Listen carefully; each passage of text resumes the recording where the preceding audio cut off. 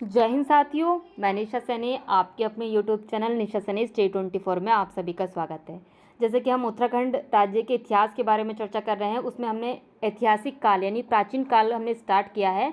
उसमें हमने प्रमुख लेख के बारे में चर्चा की है, कुणिद शासक के बारे में चर्चा की, कुछ एक तरीके से बाण भट्ट के चरित्र के और शिलालेखों के बारे में चर्चा की।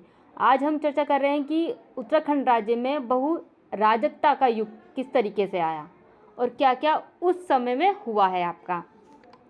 तो बहुराजकता का युग यानी हर्ष की मृत्यु के बाद उत्तराखंड राज्य में छोटे छोटे कई राज्य स्थापित हो गए थे। हर्ष की मृत्यु के बाद एक तरीके से हर्ष की मृत्यु के बाद सैन्य शक्ति, यहाँ पर आएगा सैन्य शक्ति के अभाव में इन दुर्बल राजाओं ने सुरक्षा के लिए छोटे छोटे कोटों या गढ़ी का निर्माण कर लिया। हर्ष की मृत्यु के बाद उत्तराखंड राज्य छोटे छोटे टुकड़ों में बढ़ गया। वहीं सैन्य शक्ति के अभाव में इन दुर्बल राजाओं ने सुरक्षा के लिए छोटे छोटे कोटों या गढ़ी का निर्माण कर लिया। वहीं इन छोटे छोटे राज्यों में ब्रह्मपुर, शत्रुघ्न और गोवियाण राज्य मुख्य थे, जिनमें सबसे बड़ा ब्रह्मपुर राज्य था। वहीं 6वीं शताब्दी में ब्रह्मपुर में पौरवों का शासन था। इस वंश के प्रमुख शासकों में विष्णुवर्धनम प्रथम, वृषवर्मन, अग्निवर्मन, द्वितीयवर्मन, विष्णुवर्मन द्वितीय का नाम आता है।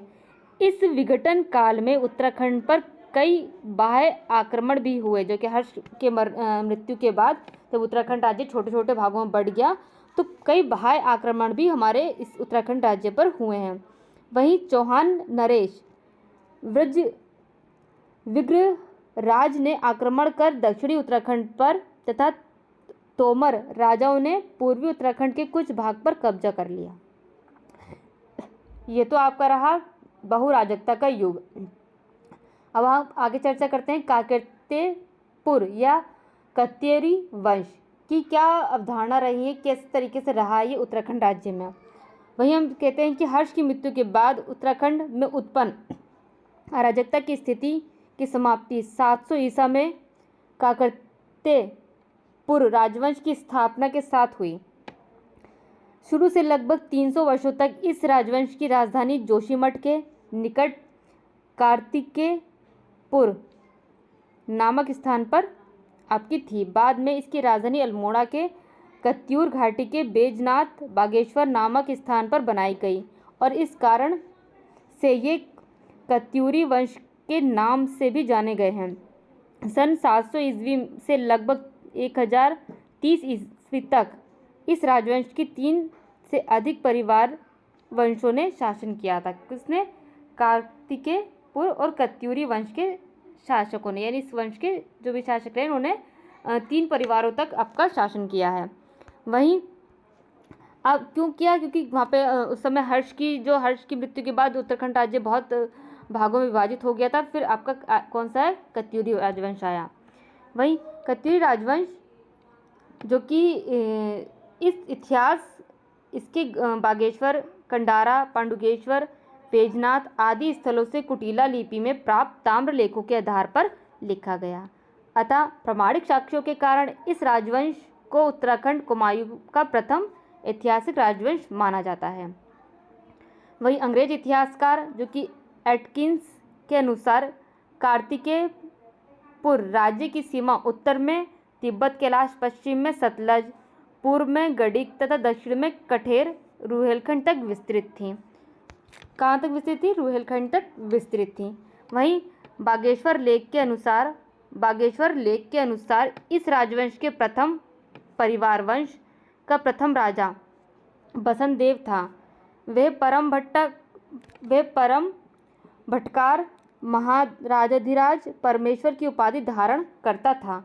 उसने बागेश्वर के समीप एक मंदिर को सोड़ेश्वर नामक ग्राम दान में दिया। वहीं बागेश्वर लेख में राजा बसंत देव के बाद शासक का नाम स्पष्ट नहीं है, लेकिन उसके बाद खरपर देव के नाम का उल्लेख मिलता है। वहीं कश्मीरी इतिहास कलहड़ की राजतरंगिणी पुस्तक में कश्मीरी राजा कौन?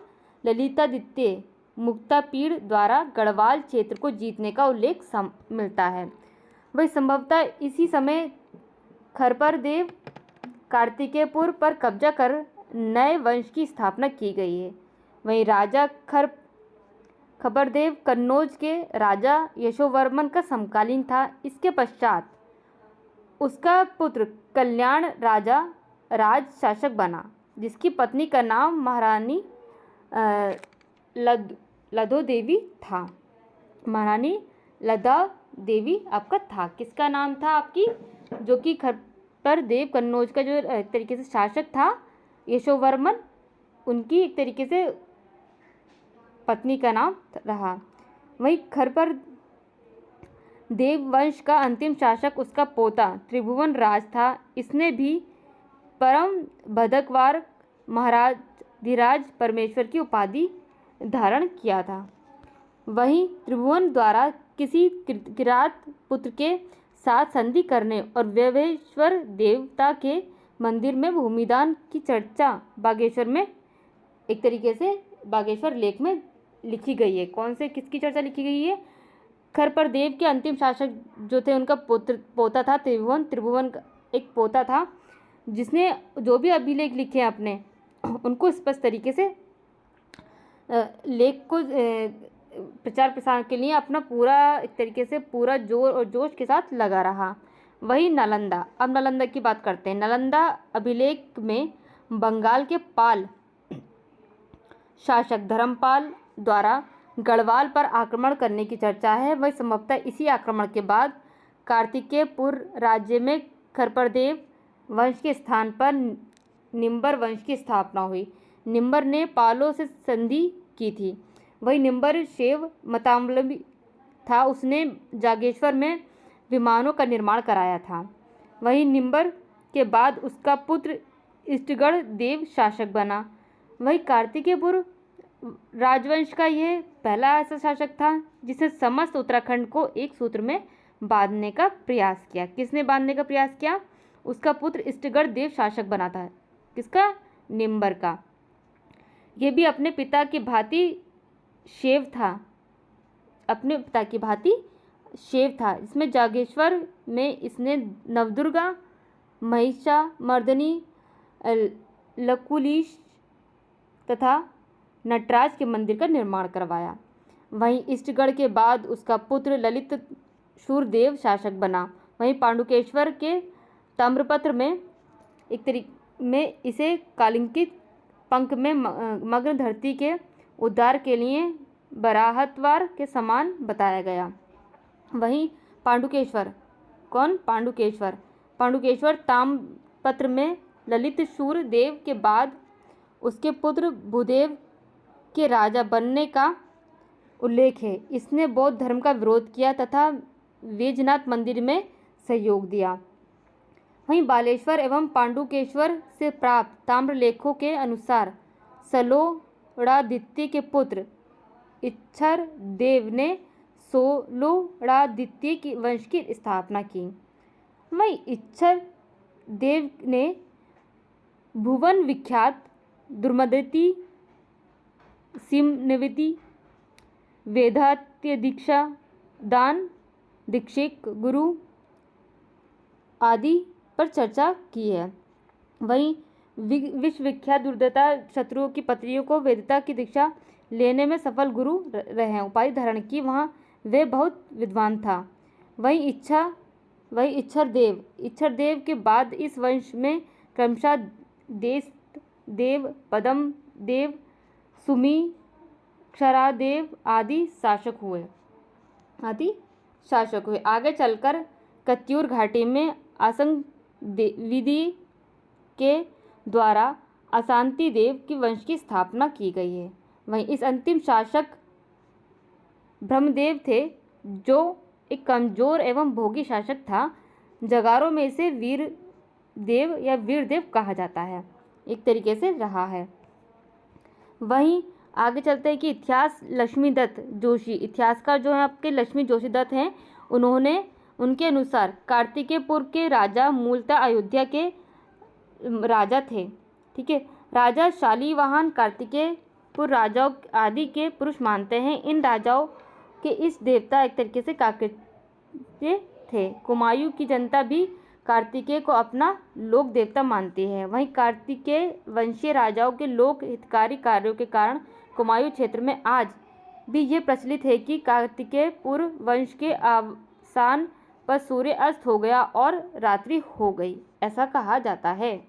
उसी तरीके से आगे समझते हैं कि इतिहासकार बद्रीदत्त पांडे कार्तिकेय पूर्व राजाओं को सूर्यवंशी कहते हैं। ये शासक एक तरीके से गिरिराज चक्र चूड़ामणि के उच्च उपाधि से विभूषित थे। इनके राजकुमारों की उपाधि रजवार थी। वहीं इन शासकों की राजभाषा संस्कृत तथा लोक भाषा पाली थी। इनका जो राज्य था धर्मराज्य था। उसी तरीके से इन राजाओं ने लोक को योगी बहुत कार्य किए, लोगों के उपयोग के बहुत कार्य किए। उनका राज्य प्रबंध उच्च कोटि तथा पुलों एवं सड़कों का उत्तम व्यवस्था की गई थी। वहीं काकतीय पूर्व राजवंश के शासनकाल में ही उत्तराखंड में अद्गुरु शंकराचार्य जी का आवागमन हुआ। उन्होंने इस क्षेत्र में कौर धर्म के प्रभाव को समाप्त करने तथा हिंदू धर्म की पुनः स्थापना में महत्वपूर्ण भूमिका निभाई। किसने? शंकराचार्य ने निभाई। इसी क्रम में बद्रीनाथ तथा केदारनाथ मंदिर का पुनरुद्धार कराया, जोशीमठ की स्थापना की। वहीं सन 820 ईस्वी के केदारनाथ में उन्होंने अपने शरीर त्याग दिया। किसने त्याग दिया? शंकराचार्य ने अपना शरीर त्याग दिया। यह तो रहा आपका प्राचीन ऐतिहासिक काल, जो कि उत्तराखंड राज्य से संबंधित रहा। आगे हम चर्चा करेंगे हम ऐतिहासिक काल यानी मध्यकाल की चर्चा करेंगे। आप अच्छे से इसको सुनिएगा, आपका क्विक रिवीजन इससे संभवतः होना ही तय है यदि आपने अच्छे से इसको सुन लिया। आप हमारे साथ इसी तरीके से बने रहिए, हम और भी डिटेल को शेयर करते रहेंगे। जय हिंद, जय भारत।